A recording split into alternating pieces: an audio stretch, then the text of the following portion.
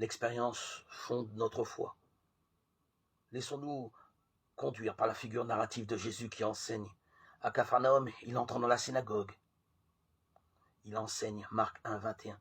Un peu plus loin, c'est au bord de la mer qu'il enseigne. Toute la foule venait à lui et il les enseignait, Marc 2, 13. Mais dans l'un et l'autre cas, le texte ne précise jamais ce que Jésus enseigne. L'activité de Jésus est appelée enseignement, Marc 1, 22, 27. Mais l'objet de cet enseignement n'est pas explicite.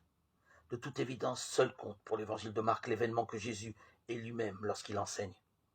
Pour nous le faire vivre comme événement, il raconte le retentissement qu'éprouvent les personnages du récit à rencontrer Jésus qui enseigne. À Capharnaüm, ils sont frappés par son enseignement. Ils s'effraient tous, Marc 1, 22, 27. Au chapitre 4, Jésus enseigne à nouveau. De nouveau, il commence à enseigner au bord de la mer. Une foule très nombreuse se rassemble près de lui, si bien qu'il monte en barque et s'assoit dans la mer. Toute la foule, ils sont vers la mer, sur la terre, Marc 4, 1. Surprenante mise en situation pour un évangile qui se caractérise habituellement par sa concision.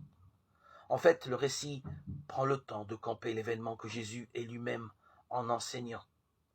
Après seulement, il indique ce que Jésus dit en enseignant.